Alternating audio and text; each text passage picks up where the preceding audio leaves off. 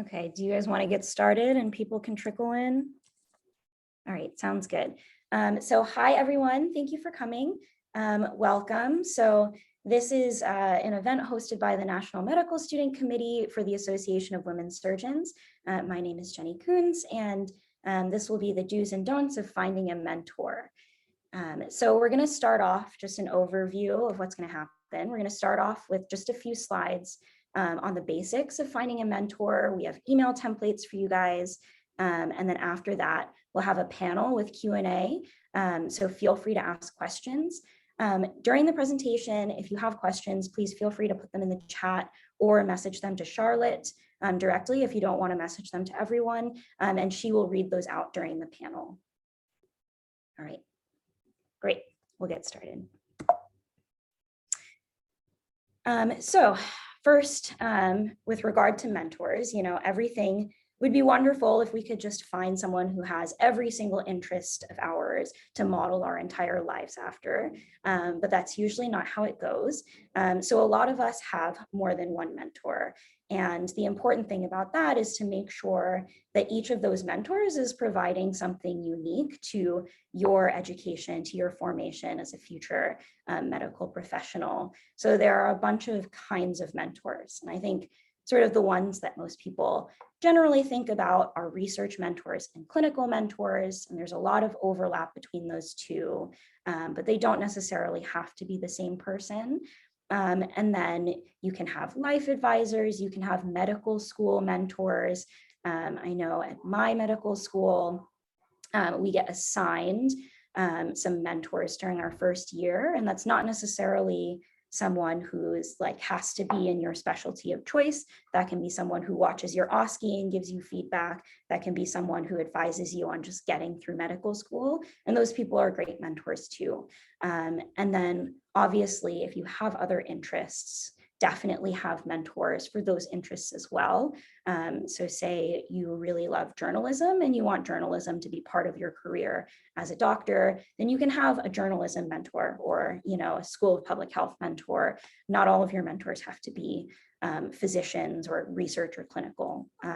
So in an ideal world, we would have some combination of the above to try to address all of the parts of your interests that you want to grow and develop. So we're going to go through one by one those kinds of mentors and just give a little bit of specific advice for each of those. So we'll start with clinical mentors. So again, there's usually a lot of overlap between clinical mentors and research mentors, but I just want to put in a plug that having clinical mentors separate from research mentors can be incredibly valuable. Not everyone wants to work in an academic institution ultimately. Not everyone wants to do research for their career. And so being able to have a clinical mentor who doesn't necessarily do research can help you see what that life is like and see what that path is like. So in terms of identifying a clinical mentor, residents can be amazing. I can't emphasize enough how great it is to have residents that you can look up to and ask for advice. And the residents themselves have mentors who are attendings. So one thing that I found super useful is getting in contact with residents, connecting with residents, and then asking them who their attending mentors are, right? And that those people like to work with students. That those people are friendly because the residents know and they're telling you. So that's a really great way to identify who could be a good attending to have as a mentor as well. And then the other thing I'll say is for people who are M1s or M2s, for people who are doing longer programs like MD, PhD, the residents that you meet early on in your education may not be residents by the time that you're applying to things or by the time that you're graduating med school. And so those resident mentors can turn into attending mentors. And I just think that that's a really valuable thing to sort of be able to grow alongside someone and have them be your mentor along the way. Other ways to find clinical mentors, check with your school advisors or clerkship directors. I know a lot of like surgical clerkship directors love sending students to attendings that they think they'll get along with. And those people, even if they're not in your specialty of choice, their job is to get you to where you need to go. And so if that means sort of triaging and connecting you with people that they think would be interested in the things that you're interested in, that's sort of what they're there for. So don't be discouraged from reaching out to them just because they're not in your specialty of interest. And then the last thing is, if the first two options aren't working and you're still looking for mentors, you can definitely just reach out directly to department leadership. So if the if the hospital or department associated with your medical school has any sort of leadership structure, usually they have someone who's appointed to deal with residents, to deal with medical students. And those are people who you can definitely cold email. And they can either take you on themselves or connect you with someone else in the department. That's sort of like what their position is there for. So I know it's like scary to cold email someone like a program director in a department, but these people are like really great to email directly if you don't want to go down the emailing the PD route. And then just a note on clinical mentors, you know, if you're not interested in research, which is totally fine, a lot of these attendings also have like literally like lists of book chapters that people are waiting on them for. And so if research isn't your thing, if you're interested, you can offer to work on a book chapter with them. And, you know, it's not quite like sitting in a lab and pipetting, which is nice. And so that's something that you can really like, you know, flex your competence on and show them that you can work on something and get to know them. Just tips for identifying these clinical mentors: be proactive, look on the websites of either your med school, your institution, or neighboring institutions. Read the little blurbs on the website. They usually have a paragraph about each attending that sort of outlines what their patient population is, what sorts of procedures they do, and that can really help. Don't be afraid to send an email, and we have email drafts that we'll share with you guys to hopefully lower that activation energy to sending an email. And also just networking. Go to whatever events you can, whether it's within the department, locally, nationally.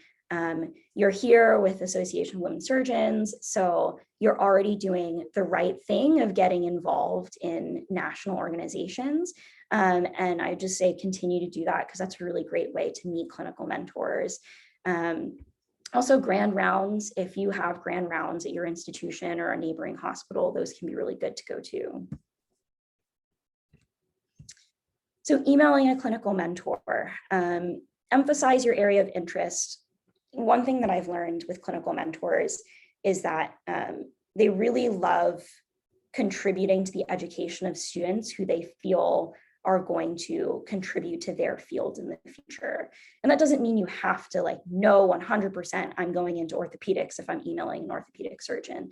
But, you know, if you're thinking, oh, I want to work with pediatric population, and this is a pediatric orthopedic surgeon, even though, you know, even if you're not set on everything they're doing, emphasizing that they have overlapping interests with you can just help a lot to get them invested in you. Be brief in your emails.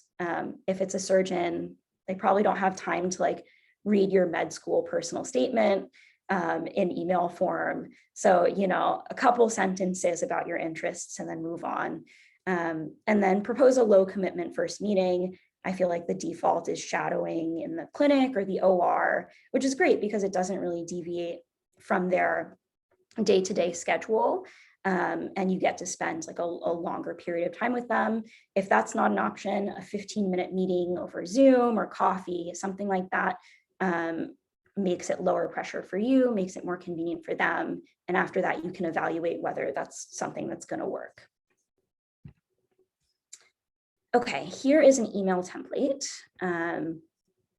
It's pretty straightforward, but I think the key here is that we've highlighted information that's really good to include, and you can see that it's still a pretty short email.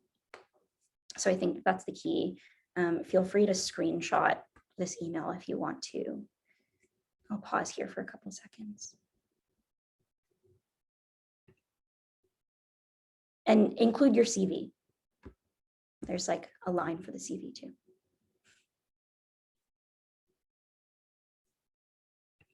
All right, do we think we're good on this email template?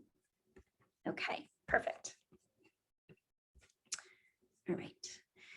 Research mentors. So I'm going to turn it over to Cheryl, and she's going to talk a little bit about identifying research mentors. So, thank you, Jenny. I think it's really important, especially when we first started medical school, to think about how do we reaching out? How do I explore the specialties? But I know that a question a lot of people have as they get a little bit farther along and they're thinking about wanting to get involved in research. You're thinking about wanting to apply for residency, or I know we have a number of international attendees who are maybe looking to reach out to people within their own countries or potentially come to places like the US or Canada or places in Europe. And that can be a pretty daunting challenge of trying to figure out, how do I even begin to reach out or find someone who is very separate from a place that I train, or even with my own institution who I might not know.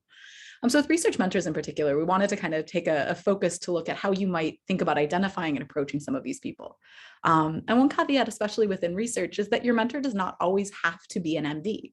There are really amazing folks in bench lab as well as in clinical work that might be PhDs or have dual degrees that sort of work in this space and can be great avenues of research into kind of getting involved in the field.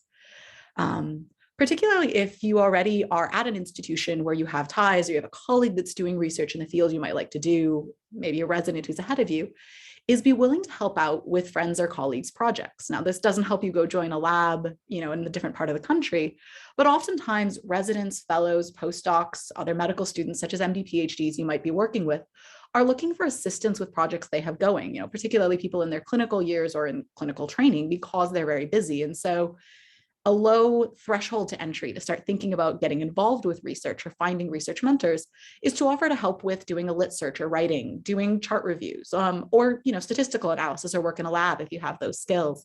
It can really become a great way to become a part of the team. It can open the doors to you leading more significant major projects later. Jenny, can I get you to tap to the slide for me?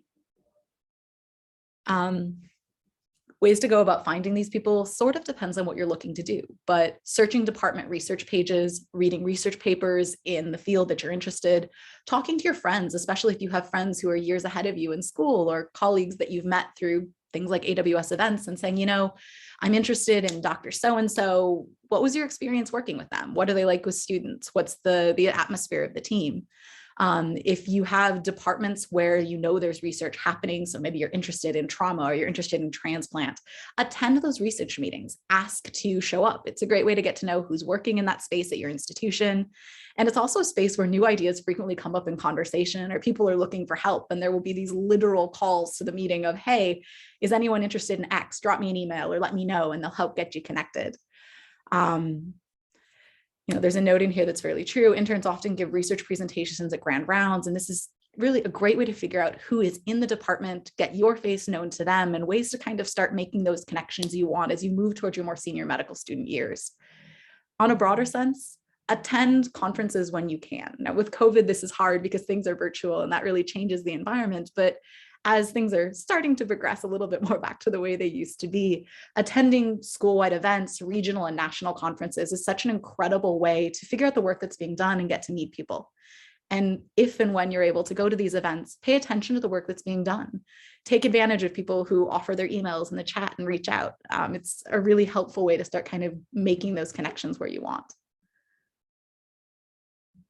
But especially with research, before you reach out to these meetings, there's a couple of important questions you need to ask yourself, because maybe a little bit more so than a clinical mentor, you don't want to walk into these meetings, you don't want to send these emails unprepared. So a few things to be really honest with yourself when you're trying to set up research mentors are, what type of research do you want to do? Have you worked in this field before? Is it something new? Try and have not necessarily a sense of exactly who you're going to be in your career in 20 years, but a realistic understanding of what you're looking for. what types of skills or aspects you want to get out of the experience, and what you bring to the table to offer. Have you done this sort of work before? Do you have enough time to commit in ways that can be useful? Are you in a situation where you want or need to be first author because you're working on a required thesis for your MD? Do you need to be paid because you have living expenses and you're looking to work as a research fellow? These are things you want to think about up front because they're questions that will be asked. So, general tips before reaching out to someone you've met. Read a few papers, get a sense of who this person is, what work they're types of doing, and have questions that are tailored to who they are that help them understand that not only are you prepared and ready, but that you know what it is you're coming into. Be ready to highlight your interests. You might be prepared to make a suggestion of what kind of project you'd like to work on. It doesn't mean you have to have a fully fleshed out study ready to go, but if they look at you and say, what do you want to do? Be prepared to propose something that is of interest to you and that is within the realm of what this mentor does. Don't say you want to do cell culture work or single cell DNA seq if you're talking to a PI that does clinical research. That doesn't reflect well on you. But what can help you is to emphasize your skills and being very honest about what you bring to the table, even if it is, I haven't done this before. Do you know how to do coding? Do you have an MPH or a background in statistics? Have you worked in basic science prior to coming and joining this lab in ways that would be helpful? Particularly for students in their earlier years, have you done your ethics training required by the IRB to get you involved in projects? It's one of the first questions you will be asked. And related to that, do you have access to your institution's EMR and know how to pull information from charts? One of the questions that we often get asked is, I've reached out to research mentors and they didn't get back to me. What do I do? It is okay to follow up with emails, especially with surgeons. They're busy, they get a lot of emails in a day, and it's very, very common that in no intention of slighting you or overlooking you, they just didn't see it. So within, a week or 2 weeks, it's perfectly okay to respond again and say, I'm just following up on my email in case you missed it. That said, if you've done that a couple of times and you're just not hearing back, it's also sometimes time to, cut your losses and move forward. Or if someone, reach out to them in a different way. Unfortunately, especially if you're thinking about someone who's like a leader in the field and maybe not at your own institution, sometimes they get so many requests that you're not going to hear back, and don't take that personally. It's not any fault on you. They're just really bad at responding to emails sometimes. So a bit like we did before, there's another template here that if it's of use to you, I encourage you to take a screenshot and look at of just how you might think about setting up kind of that cold call first email to someone you're interested in working with as a mentor. Really talk through kind of introducing yourself, explaining who you are, what it is that you'd like to do with them, if you have any prior background, and being, a little bit different from a clinical research or a clinical email that you send, specific about what it is you're looking for, the time frame, and kind of what position you're hoping to fill. Always include your CV and, keep it short where you can. Okay, there's one thing that I just thought of that I wanted to add for the research piece. So on the topic of the first sort of strategy for finding a research project, with helping other med students with their research projects as a way to sort of get ingrained and learn how to do research with your first project so that you can be the leader of subsequent projects. I found it really useful to just know sort of the timeline of the year for different levels of student. So for instance, I am a second year and I just started my clinical year in January. I started my clinical rotations.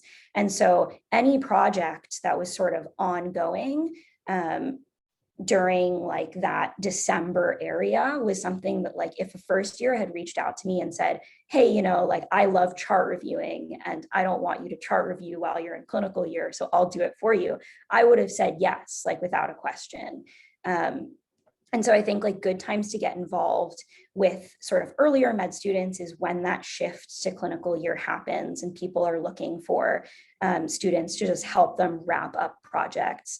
And then similarly, when you're thinking about the graduating medical students, knowing like when they're applying for residency and just really want to kick things out the door so they can put it on their CV, that's a great time to help people just like, even if you're writing an introduction for a paper and you get slapped somewhere in the middle of the author list, that's like really good experience just to see how that whole thing comes together. And then when people are going off to residency and leaving sort of longer term projects behind, that's another good place to get in, like maybe a prospective study that didn't quite finish by the time someone is leaving for residency. So definitely just establishing a sense of what the schedule is within your institution for when people start like dropping projects, adding projects, things like that. Okay, identifying mentors outside of your school. So I think there's two like reasons to have mentors outside of your school.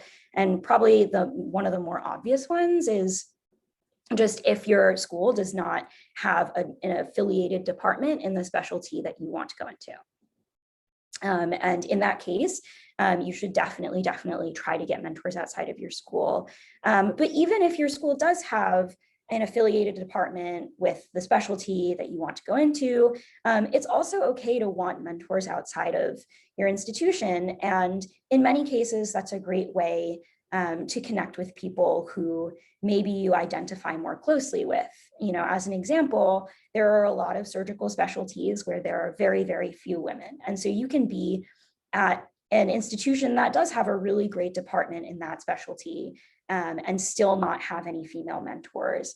That's just a reality of the way that things are right now. And in that case, there's nothing wrong with having mentors at your own institution and then saying, I also want another mentor, maybe from a national organization, maybe from somewhere else in your state or in your country or across countries that shares my identity.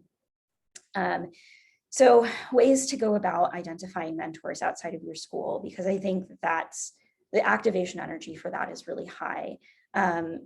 Again, professional societies, international societies, almost always have some sort of mentorship capacity, whether it's a formal program or not. And so that includes AWS, that includes a lot of other surgical specialty focused organizations. Just a quick pub, we are preparing new versions of the specialty guides for AWS. And so these are guides that there's a separate one for every surgical specialty. And this year we're including a lot more information. And one of the types of information that we're adding is links to some of these organizations that are specific to those specialties. And so I would encourage you to look out for that and see if you can find something of interest in those lists of organizations as well. We also have a mentorship program, which we can talk more about in the panel, but that's something that is definitely currently ongoing. So would encourage you to get involved in whatever way you can with that. Aside from the professional societies, submitting abstracts to conferences, I know that already happens just for research productivity's sake, but when you can go, attending can be a really, really good way to network. And I know it's been a little bit weird because of COVID and networking over Zoom in a room of like hundreds of people is really difficult. But as COVID allows, as you get the opportunity, going to those conferences, even if you aren't doing a podium, even if you have a poster, being able to be there and meet people can be a really great way to establish mentorship relationships outside of your institution. And also, I think this last one, I just want to address because I think it can feel like an awkward conversation to ask your current mentors at your school to sort of refer you out to mentors at other institutions. And, you know, even though it seems like it would be awkward, I would just say, don't be afraid to do that. The advice for approaching that conversation that I would have is just to know what you're looking for. If you go into a conversation with a mentor that you have where you, for instance, say, I really love the relationships that I've established in this department. I've been wondering if potentially I wanted to do basic science research as well as being a practicing surgeon. I know that's really uncommon, and I haven't gotten the chance to meet someone in our school that does something like that. Do you know of any practicing surgeons who also run a lab, a basic science lab, maybe someone at another institution? And if you sort of frame it that way, if you're clear about exactly why you're looking for what you're looking for, then no one's going to fault you. No one's going to be insulted by that. Another thing you can do is just reach out to alumni of your school.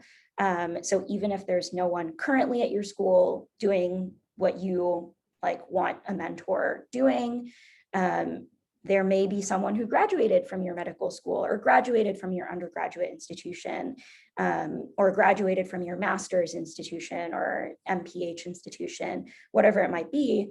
And they might be elsewhere internationally practicing right now, but they have that tie to you. And I think that tie is really important when you're, say, cold emailing someone outside of your institution. And then, I know med Twitter is now a very popular thing. It's getting increasingly easier to follow publications and social media in your field of interest. And so that's a really good way to find people to look up to as well. So, so far we've talked about how to find the mentors that you want to work with, how to email them, how to have that first step. So say you do that and then they respond and your reaction is oh no, now I have to actually meet with someone and prepare for that. So what do you do in preparing for your meeting? I'd say the main thing is just to go into every meeting with questions that are well thought out. And have an idea of what you want to get out of it and ask questions that are meaningful towards that idea. And I think a lot of people are really great at doing that in the first 1 meeting, 2 meetings, but I would say you should always do that. Every time you meet with a mentor, even if you've met with them a million times before, just have a question in the back of your head, and it can be related to where you are in your education. From 1 month to another, the things that you're looking forward to change. And so it can be about that, it's not struggling to make up a random question every time. But I do think it's nice, if in a meeting with a mentor, you get through all the things that you were supposed to get through, you talk about the project and you're done with that, to be able to say oh, we have 10 minutes left of the meeting. Actually, I read something the other day that's in your subspecialty. I was wondering if I could get your take on it, and just have a question. And if you don't get to it, then that's totally fine as well. But I think it's a good policy to just have one thing in your back pocket that you are genuinely interested in talking about with them. And then after the meeting, follow up with them. Send a thank you email if it's the first meeting. I've always found it useful to sort of summarize a little bit in the thank you email, not rehashing the whole conversation, but for instance, if you had a conversation with a mentor where they, you brainstormed 5 different projects with them, just do the quickest of PubMed searches. And in your thank you email, you can say, hey, really enjoyed talking to you. I did look into that first thing that we talked about, which was this, and it looks like there's a gap in the literature. So I think that could be a really good thing to start with, and that reminds them why you're there. Be consistent, do what you said you would do, just be reliable, I think is the main thing. And other advice, I think just in terms of how to interpersonally foster a good relationship with a mentor, be genuinely interested in what the mentor has to say. There's a reason that you reached out to them because they have experience in something that you're interested in. They're not just there as like a title or a placeholder or like a line on someone's CV, right? Like you reached out to them because you thought they were good and they're interested in you because they want to share their experiences. So ask questions about them. Yeah, I can't emphasize that enough. Like ask them questions about themselves, about their experience. It's really easy after the whole like med school interviews. Like I'm sure everyone has like interviewed for something at some point in their lives. And it's not the mentor's job to interview you. I think we get trained to interact in that way. But that's not what a mentor is for.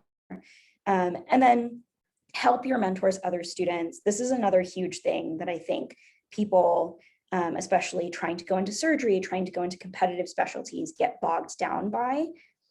Good mentors care about their students and they want to see their students succeed.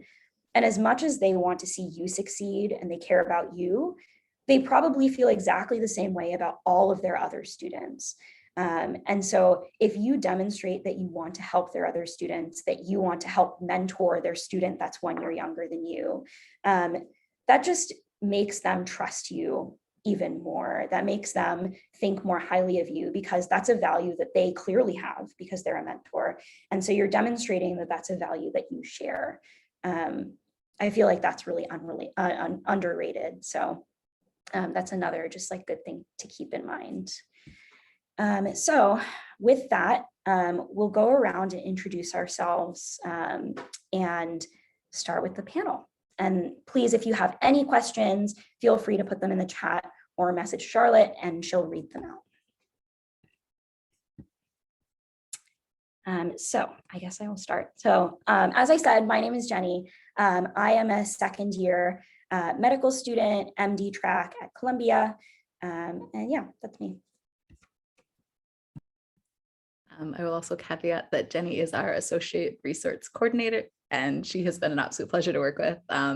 Welcome to everyone who's here. My name is Cheryl Zogg. I'm the Research Coordinator for the National Board. I am a final year, well, as of June, will be final year MD PhD student at Yale.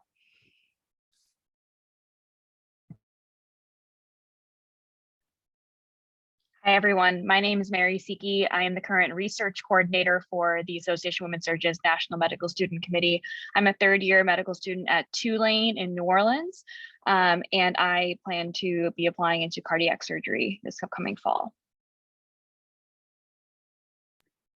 Hi, everyone. I'm Gopika. I'm an MD PhD student at the Medical College of Wisconsin. I'm in my third year, and I am the Associate Mentorship Coordinator for our National Board. I can go ahead. Hi, everyone. My name is Nolly. I'm a rising fourth year medical student. I'm currently on a research here at the University of Pittsburgh. I apologize. I'm currently at a conference right now, speaking of research. I'll be applying into neurosurgery this coming July. Okay, great. I think that's all of our panelists. So I'll just start off by asking a question that was RSVP'd when our lovely participants signed up for this event. So first off, one question that I wanted to ask are, what are some good qualities of a mentee and how to be a good mentee in that relationship? And just to put a caveat, I will be pulling from the chat as well. So feel free to drop questions in there. And I see questions already, so I'll ask those after. And then maybe Jenny, you want to start off this question? Sure. I feel like this is perfect because I sort of started this on the last slide of the presentation. I want to emphasize again, like, I really think it means a lot to mentors when you are a team player. And when you demonstrate that you're a team player, not only with their residents, not only with their PhD students, but also with other medical students. And I think that that's just like such a valuable way that you can contribute to the team. I feel like that like comes with being a mentee, is to give back and be a mentor as well. So that would be number one. And then I think also like attendings are busy. Sometimes we're also busy, although like sometimes we're less busy than attendings. But you know, it's easy to get bogged down into, like, I have to be reliable. I have to be reliable. I'm going to like pull 4 all-nighters in a row to like get this chart review done. When like, if someone assigns you a chart review in 4 days and like they don't fully conceptualize how long it's going to take, I think a good like quality of a mentee is just being like willing to be open with your mentor and like point out when there's something you can't do, and offer a solution. Like there's definitely been times where I've been asked to do things and I say, you know what, like I have an exam on Saturday, and is it okay if I pull in one other person to help me do this? And I think that that's like infinitely better than like sort of convincing yourself that you can do it and then having a really bad Friday night. So yeah, I would say like that's the second thing, is like no one faults you for being a med student. Every single mentor I've ever met has said, you should take your education seriously. You should put that first. If you can't finish this project by X deadline, like just give me notice that you can't do it. So yeah, it's just really easy to get in your head about that, but like, please, like, just tell them if there's something you can't do. Yeah, for sure. Communication is key. I think just keeping those lines of communication open, and really making sure that even that when you are mentally present in that relationship, and you haven't just kind of blown it off, forgotten about it, that you preemptively tell your mentor that you are either are or are not going to be able to complete a project.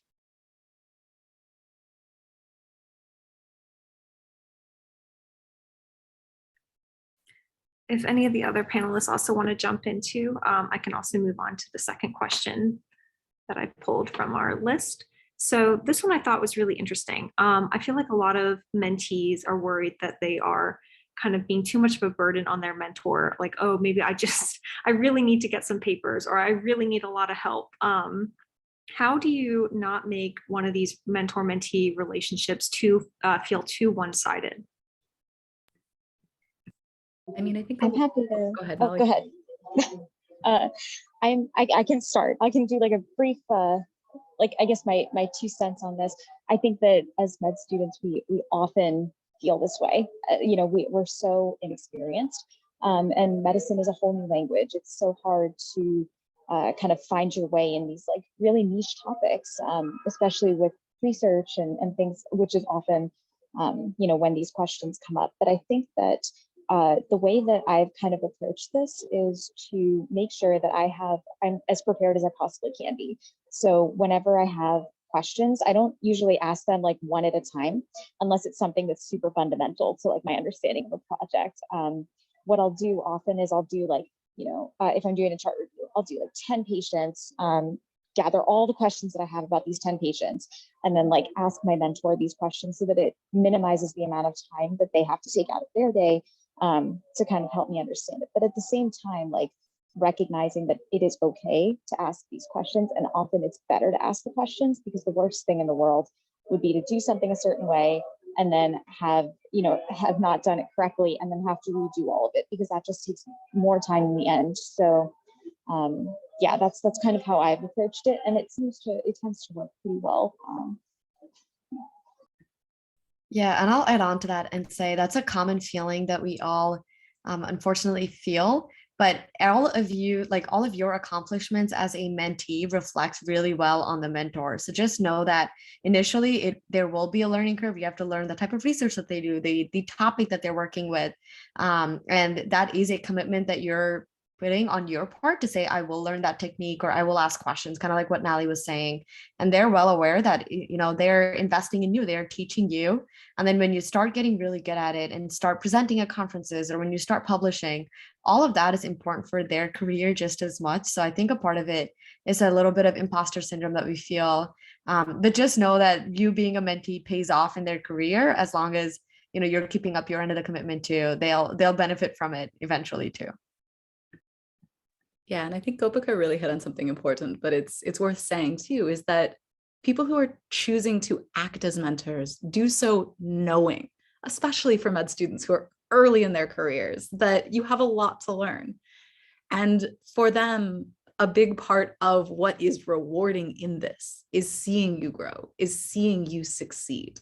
And so I would strongly, especially someone who has agreed to be your mentor, like, do not be afraid to go to them and to ask questions. And especially in research, if you're not sure, better to address it up front. I mean, it's a bit of a cliche, but it's true. Surgeons, as a rule, tend to be very type A, open, like, tell me what you need and we will deal with this. So like, as difficult as it can be as a medical student to put yourself out there and be assertive, like the best relationships I've had with my mentors have been the ones where I walk in and I'm prepared and politely, this is what I need. Here's what I'd like to do. Here's what I'm hoping I can accomplish. Can you help me? And I mean, if they can't, they can't, but they are doing this because they want to be there for you. And yes, as you succeed and you help others, all the better, but there is a reward in helping people. I mean, we all wrote it in our med school statements, but it's still true. It just takes different forms as we advance through our careers. So don't be afraid. Here, I'll pull one more question and then I'll go to the chat. This one I thought was interesting too. Is there a best moment or a moment you believe it is best to start looking for a mentor in medical school? Some people were asking, should we wait until after the first year, for example?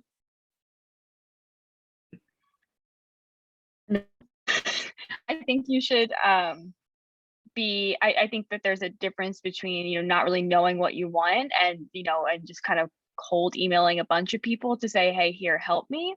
But I encourage you to really do some deep soul searching as soon as you get to medical school. And even if that person, even if it's not a resident mentor or a faculty mentor, even if it's an upperclassman medical student as your mentor who might be able to help you navigate those kind of first few months and maybe can ask you some questions to really dig deep and do some soul searching on kind of what you're looking to get out of your medical school experience. I think those are some of the most rewarding relationships I've built over my medical school career, has just been, getting to know my upperclassmen. And, they've been incredibly helpful, not only in, networking with residents and faculty, but, getting me involved with AWS. And so I think it's really important to start that process early, because you only get better at it with practice. You'll only get better with emailing. You'll only get better with at having those conversations and asking for what you want the more you do it. And so I encourage you and to get started as early as you can in that process. Yeah, I just want to add that it's so helpful to have upperclassmen mentors as well. And like I went about that a little bit differently, I guess. Like a lot of people start with students and then go up to attendings over time, go up to having attending mentors over time. I actually ended up emailing a couple attendings asking for mentorship before I started my first day of school. And then they told me who their favorite M3s and M4s were and connected me to those M3s and M4s, who then obviously responded to my emails because their attending was connecting them to me. So, if you don't know any students to reach out to, it's totally fine also to ask an attending to introduce you to students. That worked really well for me. And I'll also add, you don't have to know what field you're coming into. When I came in, I really thought I like radiation oncology because that's what my research was in the past. That's what I thought I would do for my PhD and so forth. But to this day, the radiation oncologists that I made connections with the minute I stepped into NCW are still incredible mentors. I go to them for career advice. I go to them for research advice. I go to them to look over grants that I write. I'm like, can you just rip apart my writing? And they're there for you no matter what. And I think you don't need to be I only have to find a surgeon mentor. I think anyone that's really rooting for you and can sponsor you in your life is important to have no matter what. Yeah, just to add off of that, sorry, I don't want to belabor the point, but I am such a huge proponent of having mentors in different fields. You don't need to have just surgeon mentors. You can have mentors for your personal life. Some of the people that I met early in med school have just been incredible women that have accomplished such amazing things. And it is so cool to be able to just ask them for advice on, like at my early stage in my career, like how do you go about doing this? Like, what are your thoughts on work-life integration, work-life balance? Like what are all of these things? What do they mean to you? And so I think that having multiple mentors for multiple aspects of your life is also very, very useful. Thank you so Like much. Oh, sorry. It's like crowdsourcing mentorship, right? It's like, you want to try to get as many, as opinions from different areas to really kind of round out your experience and round out your advice, because, things that you wouldn't necessarily even think might work in one aspect of your life, could be really beneficial. So you talk to, people from varied backgrounds, much diverse backgrounds that will help you. Thanks, Mary. So I'm going to pull two questions from the chat here that are both kind of directed towards international medical graduates. And then Leticia, maybe you also want to chime in here too. Leticia is our South America regional representative for the AWS Medical School Committee. And so we have two questions here. One is, how do you find, or how as an international medical graduate do you find mentors? And then specifically, can you use social media as a way to reach out to those mentors? Well, hello everyone. So thanks for the introduction, Charlotte, and I really love the questions. Well, I can, as a first advice is, as an international medical graduate, sometimes you can feel that kind of imposter syndrome. You don't know anyone, or very few people. How do I start to make connections, and how do I start to looking for mentors? And well, the first piece of advice that I can give is you need to integrate yourself with other IMGs and with other medical students at the same time. So the very first thing that can help is open and register in different medical student organizations. This is the first step. So someone who has a mentor, and then you can follow this pathway, and your friends and your colleagues can start indicating you to professors, to attendings, and to other people that may be helpful to you. So the first thing is go into medical student or other associations that could be interesting to you. The rule of thumb is that your network is your net worth. So the connections that you made are going to be extremely important later on. So this is the first thing. The second thing is something that was already said here, is to interact on conferences. Even though COVID had this challenging thing that we could not meet in person, the good thing is that conferences and events are building up moments that you can actually communicate and interact with other people. They simulate what they would be the coffee breaks or other moments that you could interact. So there is a chance of now networking in virtual events. And in case you bump into someone that you actually got interested in the work, there is the golden rule of the conferences. Reach out to this person 48 hours maximum. So the conference ended, send them a short email, well provided by Jennifer here on the PowerPoint presentation, by 48 hours. So this person is going to remember you. This person is going to remember the things that you have talked, and maybe a project or any other thing they are interested in is going to come up. And about approaching mentors on social media, this is something that is really related to the cultural context that you are inserted in. So for example, in the United States, sending emails is very natural. It's something that happens a lot. In the country that I'm from, for example, Brazil, sending emails can be something, but most people actually interact through Instagram, WhatsApp, and even Twitter. So it will truly depend on the cultural context that you're inserted in. Twitter seems to be the most popular social media to approach. And then the same principle of an email is balanced with Twitter. Keep it short, keep it simple, send maximum 2 messages. So the person is not too much bugged on the amount of messages that you send. And definitely interact with this person. Do not simply bump into a direct message. Show that you follow this account, that you like, that you comment, that you retweet, or that you do anything with this content. This can be very important for the mentor to realize that, hey, this person actually has been following me, interacting with my content, showing that he or she is interested somehow, this can be interesting. So these would be some of the highlights that I can think of the moment. Hope it was helpful. I'll put in a shameless plug for F1 doctors after that too. And I'm an international student on a visa pursuing my MD PhD here. So this group was started for students who are coming to America with the idea of pursuing health graduate training on visas. So we represent both students who did an undergrad here, but also came here as IMGs. So if you're looking for a way to start, kind of like what Leticia was talking about, like, who do I even reach out to? All the students here kind of had to go through that struggle. So feel free to reach out and say, hey, is there a mentor you recommend? Like, how did you get through it? And they might be a good starting place to find other connections too. Thank you so much for both of those answers. And definitely, yes, F1 Doctors is fantastic. I've referred some of my own mentees there, and you can actually filter by country. So it can be very specific. And there has been another great question asked in the chat as well that I wanted to pose to the panel.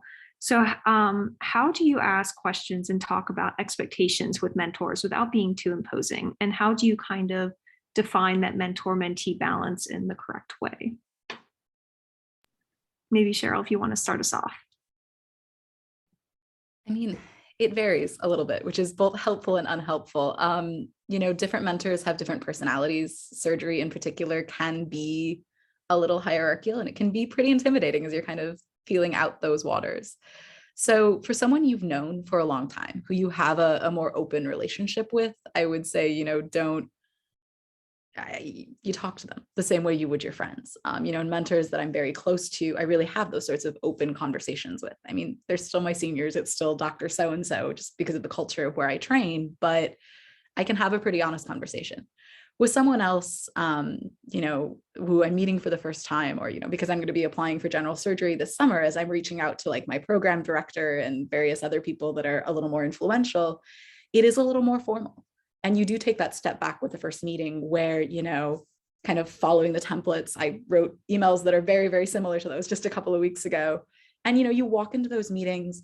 Thank you for meeting me. It's a pleasure. I'm here to talk about X. And you just sort of let them talk, let them set the pace, and kind of respond accordingly. I think, I'm one of those people, when I get nervous, I tend to talk. And so I check myself a little bit in those moments of read the room and kind of read the pace and show your true colors and your personality a little bit more as it feels warranted to do so. And a lot of times as these relationships develop, you start to feel more at ease because this is someone who and they're in your corner. But yeah, those first meetings, I mean, they are formal. It's a job interview. It's in many ways, you are going to someone typically who either you respect or who has a position of power in your life and in your future. And that's not easy. I completely agree with this. I think that it depends a little bit on your personality as well. I think for me, I always err on the side of formality. And there are some of my classmates err on the side of being more casual. But I think you can never go wrong with being more formal, especially in those like first time meetings when you're meeting and attending. It kind of depends a little bit on the specialty. I'm interested in neurosurgery. So it tends to be more formal in that setting. The other thing, oh man, I have one more thing that I want. So I also agree that as you kind of start to get to know someone more, you can probably become a little more casual depending on how they react to it. So for example, my PI is a neurosurgeon. When I met him 3 years ago, I was completely formal. I always addressed him as doctor. Dr. Abel, even in the clinical setting, I always address him as doctor. But, as I've started my research year with him, he's like, hey, it's fine. Just call me Taylor. Like we're in a research setting. We're colleagues at this point. And now we like text each other about like, we just happen to be taking the same stats classes. So we'll text each other like, hey, what'd you get question 3 on like this homework? And so it's become a lot more casual over the years, but the relationship started formal. It started I think it's always better to start kind of on a positive note. This way you have the opportunity to take it to a more casual place.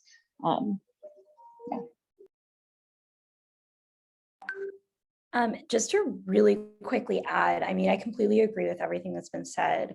I'm not sure if this was at all like a subtext of this question, but when I think about like how to not be imposing, how to not seem imposing when it comes to research mentors, I guess my brain goes to like the most like nerve-wracking thing that I have to ask of people, which is like to ask where you stand in the authorship list of a project. And like, if you need a first author project, to ask for a first author project. And I think like those are the moments where I have felt the most imposing. And I would say like, you know, don't dance around it too much. Like all of these people like have been where you are, and they sort of like know how this goes. They know how like there are, you know, there's just a number of first author publications that people are expected to have depending on what they're going into and depending on what their ultimate interests are.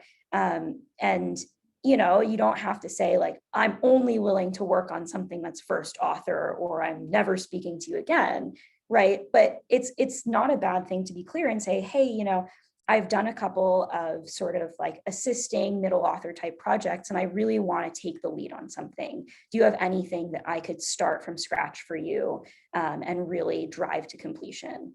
And that just demonstrates to them that you're committed, and that also they don't need to like worry about recruiting a bunch of residents to like help you through this project because you're taking initiative. I've actually like found that some attendings really like it when you phrase that way, because like it shows that you're competent and confident and you know what you want, and they trust that you're going to get it done.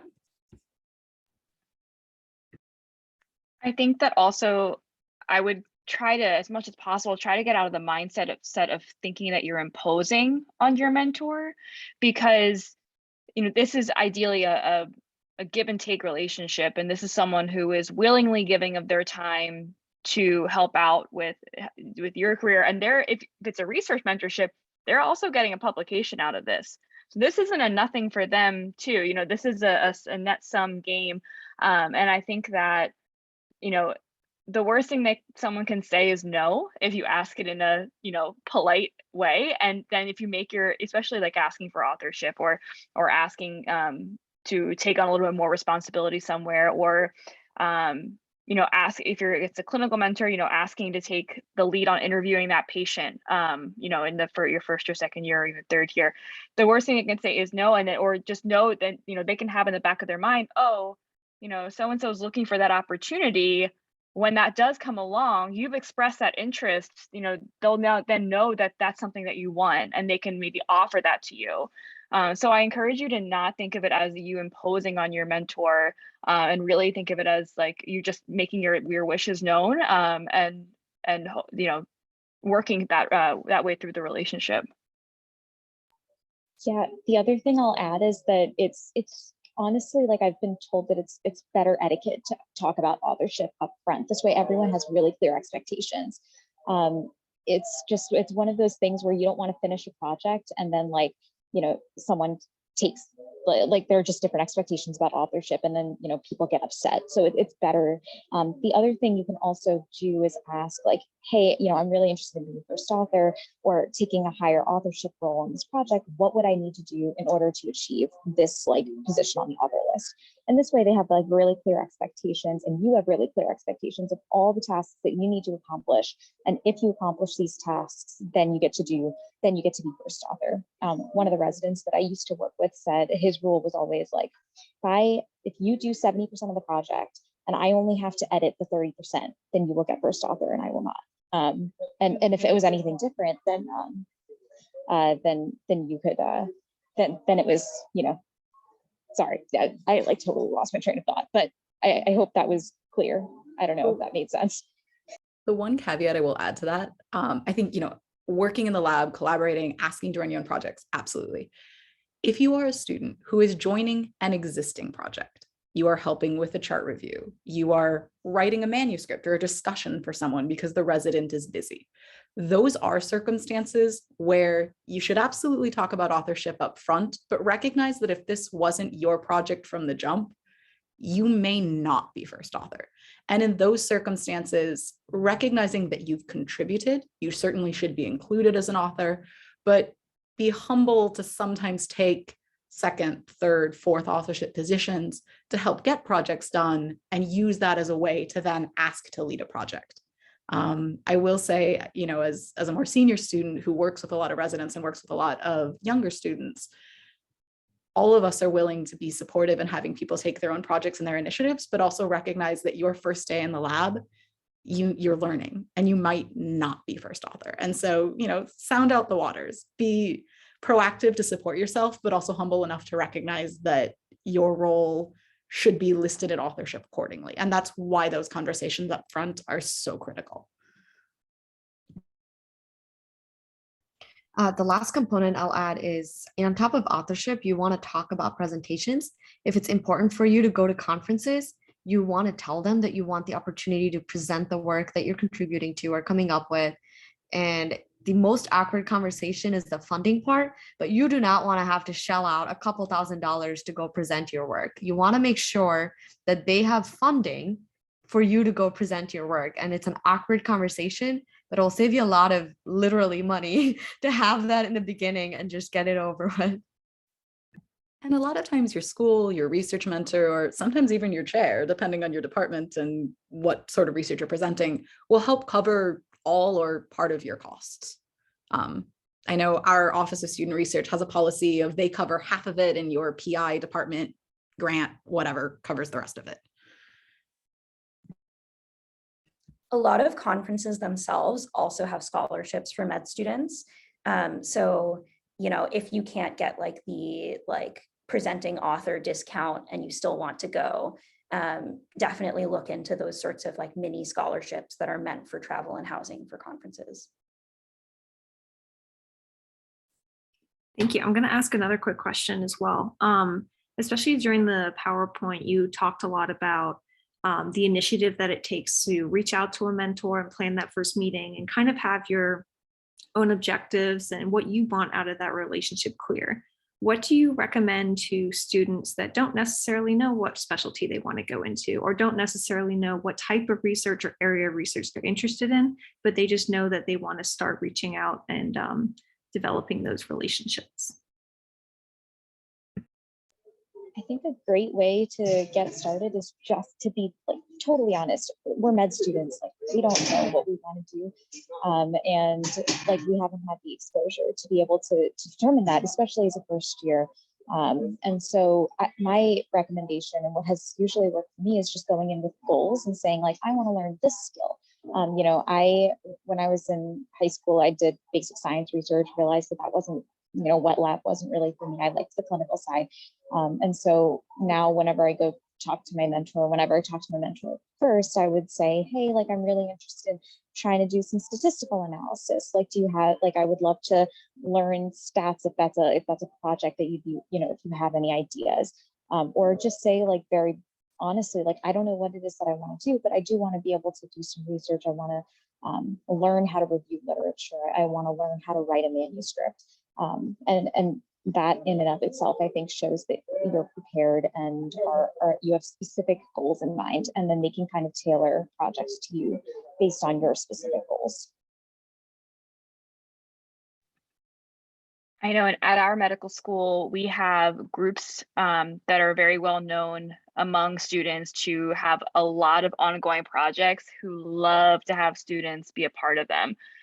I am not interested in orthopedic surgery at all, but they have a very robust group of students who publish papers all the time. So if that would be something I'm interested in sort of, starting off doing, I might get involved with that. Same thing with, our I think just starting somewhere and starting to get research skills, because again, those are things that develop over time.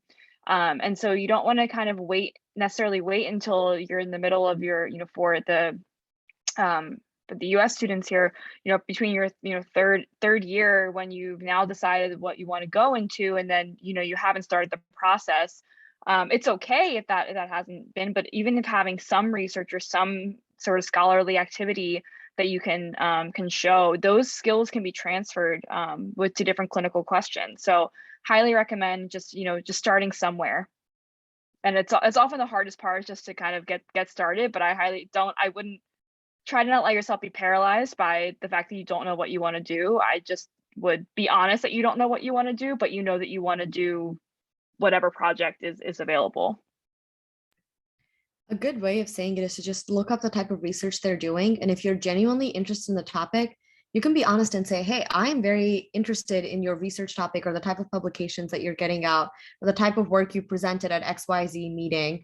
I don't know what I want to do clinically yet, but I do want to get involved in research and contribute to the work you're doing.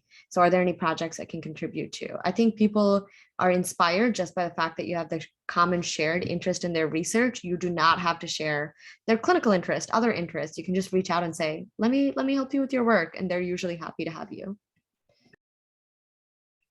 One thing I would add is just not every single person that you work with has to be your mentor. And so a lot of the time, what I found myself doing is like I have a couple really incredible mentors who, like, a lot of the time I just consider my home base, and I meet with them, like once a month. It's just a recurring meeting. There's no email that needs to be sent to set it up. And then when I don't know whether or not I'm going to like a subspecialty, or, whether or not I'm going to like hand surgery, then I'll go and sort of go out and do one project, assist in one project, just see what it's like, see whether it's something that I like. And, if it's amazing, then that person can be added to your list of mentors. And if it's not really your thing, you just go back to your home base and try again. And that way you get the continuity of some specific people, but you can still sort of like shop around specialty wise. Kind of just to come off that question. So just like you said, there are some people that don't need to be your mentors. You can have working relationships with people. Not everyone needs to be your mentor. If you have worked with someone in the past, or maybe they're a lecturer at your medical school or something like that, but you want to take that relationship further, how can you tailor your presentation earlier in terms of reaching out and kind of extending a relationship? So I think we mentioned this in the templates, but if this is someone you met at a conference, they gave a lecture, you've worked with them, that tie means that they might actually know your name. And if you're having that moment of, I want to get my email read, that's super helpful. So in addition to kind of all the advice we've been giving about, approaching things well, including your CV, take a moment to remind them of that. Even if they didn't know your face in that class of, 100 to 200 students, dear Dr. So-and-so, you gave this lecture on cardiac anatomy, or, whatever particular thing it was. And I really enjoyed it. I happened to be interested in this field, or, I was looking and read a paper that you had written on topic, whatever, and I would love to talk with you more about this burgeoning interest I have in the thing that they do. If you know someone, that connection greatly increases their likelihood of responding, even if it's not someone you technically have spoken with before. And this is one advantage sometimes of being a member of an organization or within your own school, at least at my institution. And I think it's true of most people here, like, our attendings, our residents are very, very good to their medical students. I mean, they're receptive and loving to everyone, but they will go out of their way to help you as a student. So, I'm a student at X institution where this person works is one of the best you will get an email back lines you can possibly have. Another thing is that I keep in touch with people, even if you're not necessarily, if you're ready for a formal mentorship relationship with them, people that you've met and you've networked with either at conferences or even through virtual meetings. I have a list of people that kind of come across my mind, and I'll just send a quick email update of like, hey, here's where I'm at in my career. I hope things are well with you. Just sort of like a check-in, because you really never know when you might need someone. And even if that person isn't necessarily who you need to connect with, maybe someone at their institution is. They then know your name and they can pass your name along to someone else who can be really helpful to you. So this is not, mentoring is a great thing. But I think networking is also a huge piece of it. And then they're there if you do eventually come across the opportunity where you would like to have mentorship from someone in your network. It's very easy to kind of pull them off the shelf and send that email. It's, again, someone who knows your name, someone who you have had a connection with in the past, and they'd probably be more willing to read that email. I love that. I think that one of the most rewarding things, as someone who loves mentorship, I love it so much. I think that it's so exciting when you like see, when you get updates from people. It's like, hey, this is what I'm doing. Like, thanks so much. Like, hope you're well. Like really quick things that you don't think much about sending, but I think people really appreciate it. And then the other thing I just wanted to add really quickly is that you don't have to use the word mentor all the time. Like you don't have to formalize that relationship. I never like specifically formalize these relationships. I never like email someone and say, hey, do you want to be my mentor? It's just something that's kind of implicit. And I think that kind of, and you kind of just let it take whatever course it's going to take. And you can invest as much time into it as you want. But I think there's a little bit, it's kind of, I think there's a little bit of beauty in not formalizing the relationship, because then it's like, I don't know, that's maybe as a personal style. So one kind of final question I was going to ask was, if you are someone who has not started medical school yet, so maybe you're doing a degree before, let's say you got your PhD before, you're doing your MPH, or maybe you're actually an undergrad and you haven't, and you're in the process of applying, or you're thinking of applying to medical school. How do you start reaching out to mentors in the medical field, and how would you phrase that and get the most out of those relationships? So I took 6 years off in between undergrad and medical school and worked as a research coordinator at a medical institution for that time. There are a lot of opportunities to get involved with either volunteering. Sometimes they have shadowing. So hospitals have shadowing programs. Sometimes formal shadowing programs, and some hospitals have research coordinators, research assistants. That kind of gets you your foot in the door, kind of at that institution. From there, again, you just start networking. That email that comes from the institutional, someone from your institution is going to be much more easily read than something coming from an external institution. So I highly, again, just start somewhere, find something that's local that you might have the time to be able to do. If you're in college, or a pre-med in college, you may not have time, a full 40 hours a week to dedicate to a research coordinator, research assistant position, but maybe there's a summer research job that you could do in undergrad. If you're doing an MPH, sometimes you will have that time. I did my post-bac while I was working full-time. And it was it was doable. So I think that you can definitely kind of reach out to, I would honestly just start a job hunt a little bit to start that process. Yeah, and I guess it is also important to reach out to programs. So I know the Medical College of Wisconsin has summer programs for students. They have year-long programs for students, for undergrad students, for high schoolers. And a lot of med students do have such pipeline programs. And now that I'm in the graduate part of my training, I take undergrad students and kind of mentor them through if they want to go into the MSTP program too. So I think a lot of us who've kind of got into medical school are really excited about giving back to those who are coming after us. And it makes us just as excited to see those of you that come join us and work with us, go places. So we're like, oh my God. So please reach out to those students. And honestly, not a bad idea. At least I know MSTP programs have websites where their students are posted. I get plenty of emails saying, hey, really interesting work, love the institution. How can I get more involved in research? And sometimes I've been like, if you want to just come get some experience or spend a summer here, you can even come work in our lab. So I think just don't be afraid to reach out to people or apply to programs. And kind of like what Mary was alluding to, just get started somewhere. And then usually you can say, this is where I want to go. And the people you're working with likely have connections they can guide you to. And I mean, sort of building off what Gopika said, especially for any pre-meds that might be in the audience, if you're remotely thinking about an MD, PhD, particularly if you're coming from a background where, your school doesn't have a lot of those mentorships, so there's opportunities. I know Yale, Hopkins, and Wisconsin, a lot of programs have very formal summer training programs that are these pipelines designed specifically for these students to help get you into labs and, encourage you and help you navigate the waters of how do you apply for an MD, PhD. So if you're someone, especially from a background where you just don't have access to those resources and mentors, like those programs are fantastic. I have multiple MD PhD classmates in my class at Yale who came specifically from our pipeline program, and they are amazing.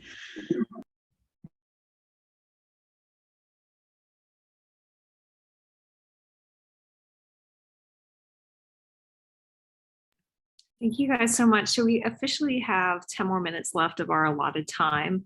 Cheryl, Jenny, did you want to wrap up in any way? Or I don't see any more questions in the chat, but please feel free to keep sending those and maybe we can respond later. Oh, I see one. I had one that was sent to me, and I think there's a bunch that just showed up in the chat. So Charlotte, do you want me to turn this back over to you? Here, yes, I'll ask this one question quickly. Should we avoid being too straightforward about what we ultimately want when sending our emails to mentors, i.e. wanting to be invited for an interview? Don't say interview. It doesn't read well. What you can say though, especially if you're applying, I'm really interested in X institution. I would love to come there and do research to get to know the community and get to know the program better, which is a really beautiful way of sort of between the lines saying I want to get there. But I mean, emailing and asking for an interview is, don't do it. It will not work for you. It will not help you. I agree. I think that the other thing you can also do, something that I found that if you ever have a quick question, anything you want to ask, I actually now have my phone number in my email signature, and I find that sometimes people will just instead of replying to an email, typing out some long response to a question that you're asking, sometimes they'll just pick up the phone and call. This might not be related directly to asking for an interview or asking for something like that. But if you ever have I guess a quick research question or something a quick question you want to ask your mentor, sometimes it's easier for them to just pick up the phone, give you a quick call, than sit down and type out an email. So something that I just do now, I just have my phone number in my signature.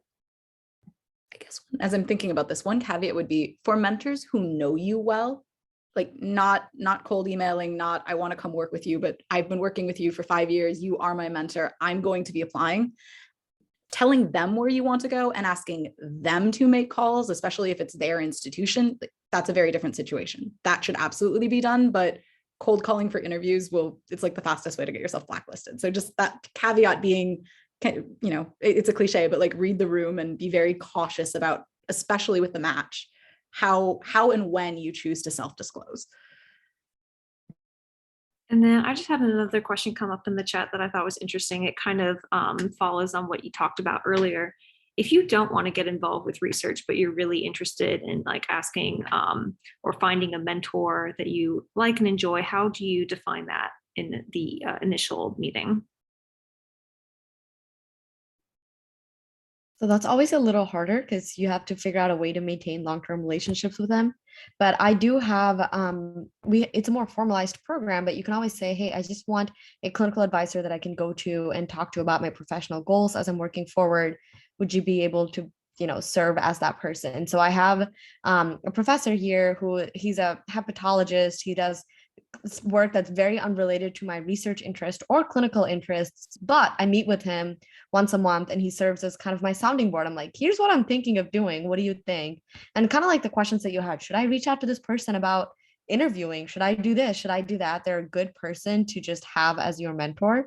So that's one potential opportunity for you to define that relationship as, I would like someone who can be there for me professionally and give advice in the process of medicine.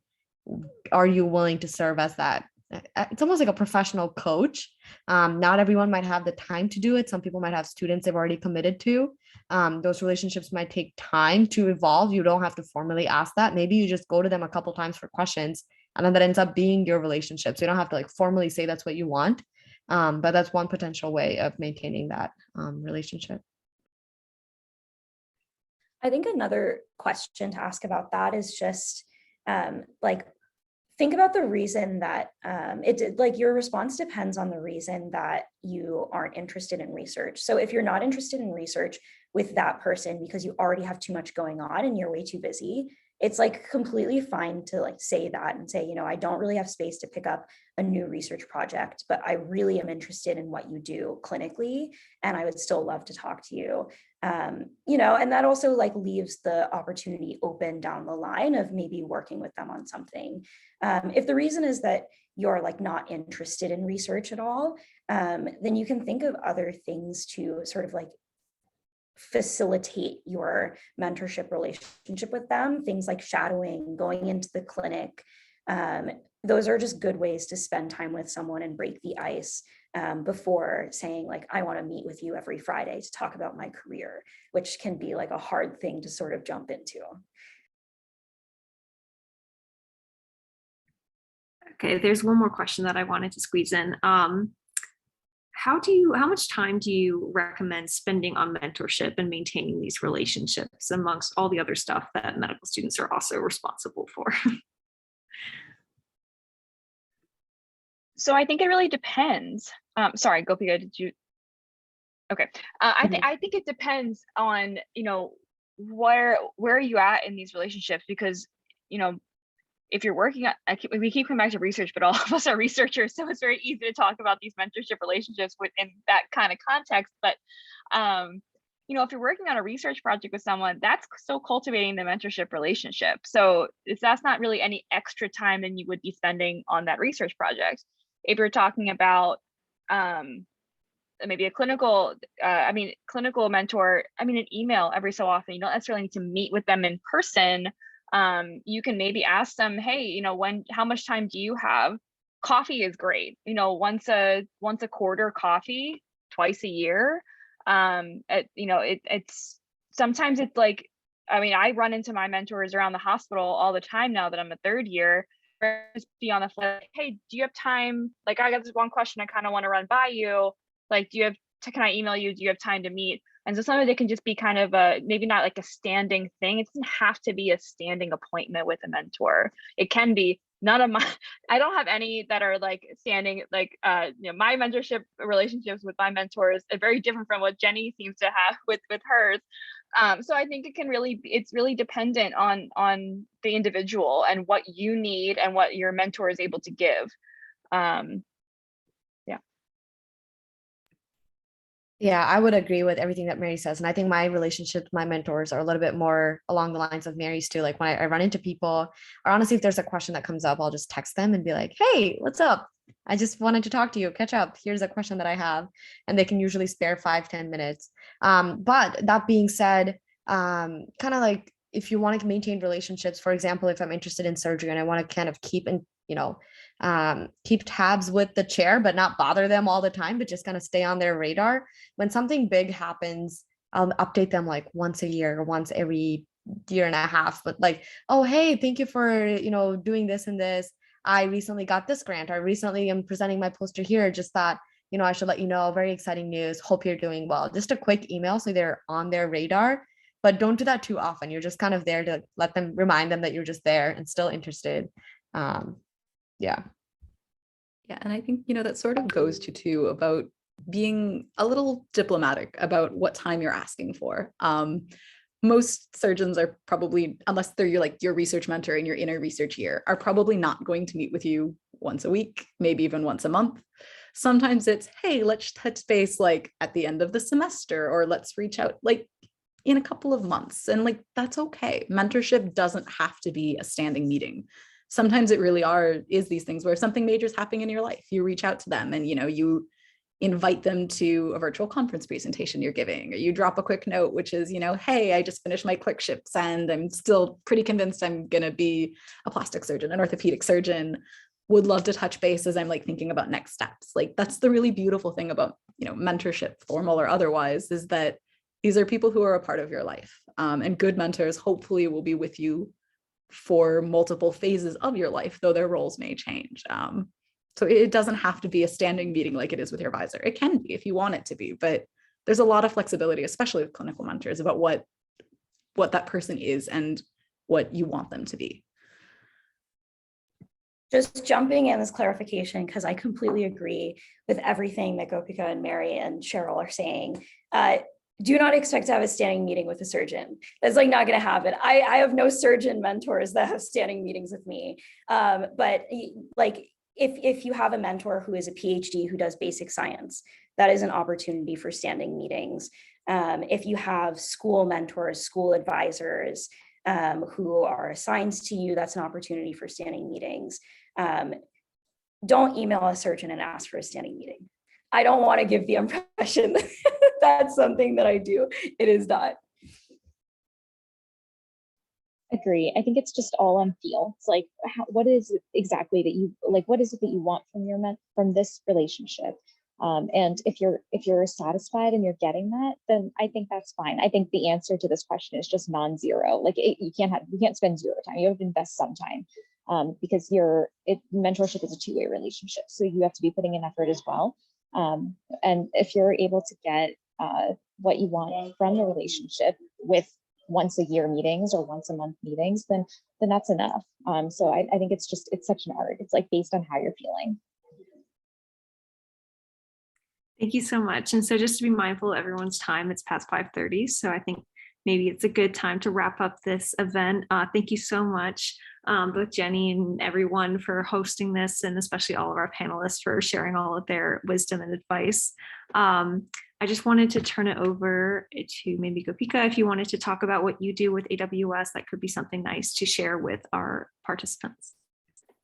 Yeah, absolutely. A very exciting opportunity. Nally and I are rolling out a AWS specific mentorship program where you get paired with a surgeon, and hopefully we'll have one-on-one meetings with them once per month for 6 months, and we'll have integrated large group meetings to network with other surgeons as well. The applications for those will come out this summer, so please keep an eye out on AWS social media as well as email links if you're not registered for those yet, but there'll definitely be tweets about it. That's one of the biggest ways we advertise our events, so keep an eye out for that. If you're interested in meeting surgeons around the country, this would be a great opportunity to just kind of have those standing meetings with a surgeon for once, and get to know them and talk to them about your career or anything else that you feel you could benefit from. Thank you, Charlotte. Thank you everyone for coming and joining. Thank you everyone for coming. Bye. Thank you.